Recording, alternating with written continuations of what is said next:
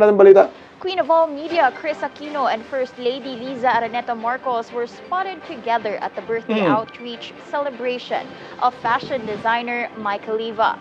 The event brought together two women from families long associated with differing political histories. Aquino, the sister of the late President Benigno Noynoy Aquino III, and Marcos, the wife of President Ferdinand Bongbong Marcos Jr. In a post by Katrina U. Pimentel, wife of former Senator Coco Pimentel, the two were seen sharing a moment of unity, showing that there are no political colors when it comes to helping others.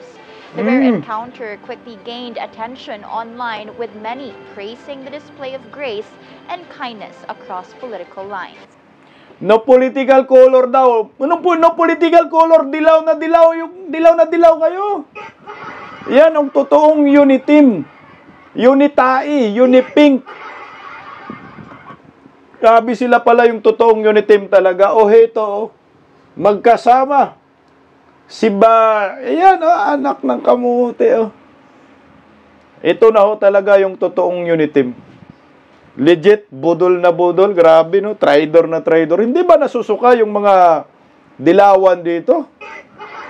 Sinusuka ninyo, mga dilawan. Ang mga Marcos, di ba? Mga Aquino, sinusuka ninyo. Ang mga Marcos, kinalaban ho ninyo. Pero ito, kinain ninyo yung mga suka ninyo, animal, pasintabi sa mga kumakain. Dinaya lang. Ito yung patunay na pinaglaruan lang ho tayo. Ang mga Pilipino, pinaglaruan ng dalawang apelyido. Marcos, Aquino. Pahirap sa bayan, mga kawatan, mga tatak kawatan. Ito yung mga apelyidong ito. Pahirap talaga. Butang ina, no? Budol na budol ang datingan. Kayo, mga bubonistang tanganista noon, na galit kayo sa mga dilaw. Mga loyalista. Paano ho ninyo ipaliwanag ito? Na halos magrambol pa yata kayo sa isang mall dyan sa Makati. Dilawan, pinklawan versus mga loyalistang tanga. Na ngayon ay sanib persa na sa mga dilaw. Come on, mag-comment nga kayo dito. Tanggap na ho ninyo. Ang mga dilawan, ito Aquino na ho talaga, ha? Magkasama kayo, magkasama. Ang mga puo ninyo, pero kayo nag-aaway kayo sa baba. Kaya maliwanag. Ang totoong oposisyon, mga kunimas kayo, ay kami. Mga Duterte supporters. Kayo, mga admin kayo. Kaya yung rally ninyo, mga hinayupak kayo, rally yan ni Bongbong Marcos, rally ng Aquino at Marcos, nagkaisa laban sa mga Duterte. Anak ng kagwang, no, sumisigaw kayo, ay kulong ang kurakot. Pero yung kurakot kayo, yung apelidong Marcos Aquino, tapos yung ipakulong ninyo Duterte, putang ina, saan ang hustisya dito? Anak ng kagwang. Di ba kayo nalilihis ng landas? Di ba kayo na aning-aning na? Sobrahan na kayo sa pulburon? Kaya siguro, ito yung ginawa ho ni Lisa ngayon. Tara, magkitain natin si Chris Aquino.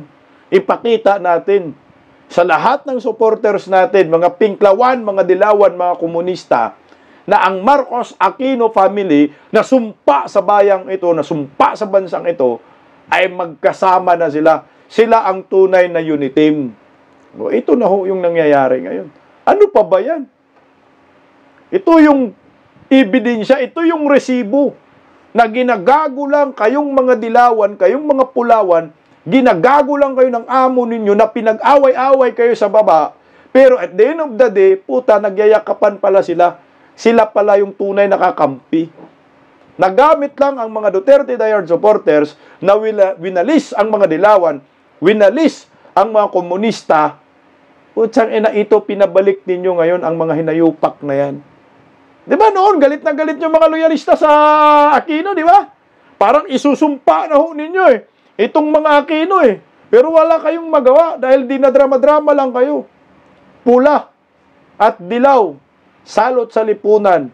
Sila ang tunay na sumpa sa bayang ito. Kaya malas ang Pilipinas dahil sa dalawang apelyidong Aquino at Marcos.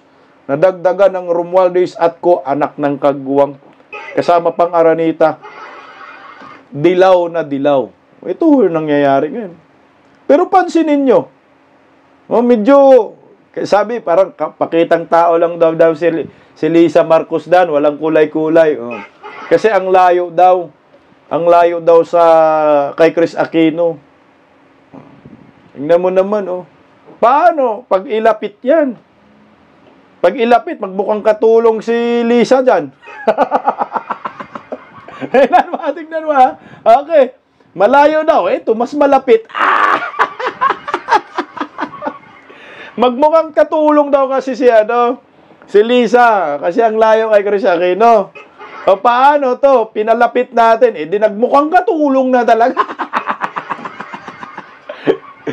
Si Chris Aquino, yayamanin talaga ang kote si Chris Aquino, di ba? Ayan, yayamanin, Pero si Lisa, katulong na katulong. Katulong ang pig. Ay, hindi pala. Katulong ang frog. Katulong ang bake. Huwag lumapit ka pa. Tama na sana yung kanina. Yung ito lang ba, distansya amiga. Ayan. Ay, tapos na kumain si yung amo mo, Lisa.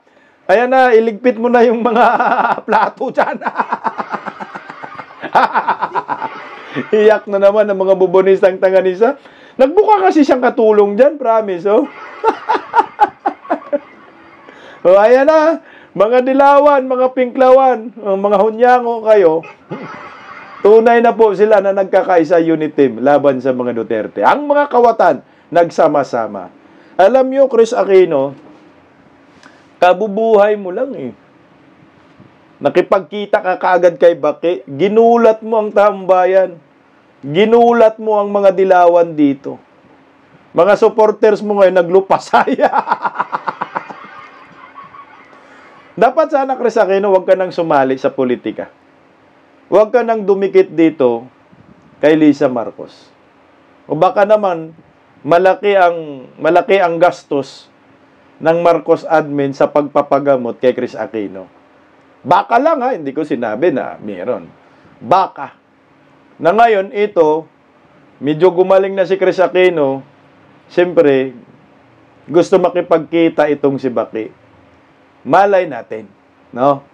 Na bilyon yung gastos para gumaling si Chris Aquino. Kasi yung mga unang mga picture ni Chris Aquino, nakaratay, no? Hindi ganyan yung mukha niya. So ngayon, maayos si Chris Aquino. Sana, Chris Aquino, huwag ka nang sumali sa politika. Mag-focus ka na lang sa pribadong buhay mo. Kasi mababash ka na naman. Ako, naawa ako sa'yo. Dahil dumikit ka kay Baki. Kaya nang dumikit yan. Magiging pribado na lang ang buhay mo, Madam Chris Aquino. Ito pangalawang buhay mo na yan Pangalawang buhay mo na yan. Dumikit ka na naman sa mga Marcos.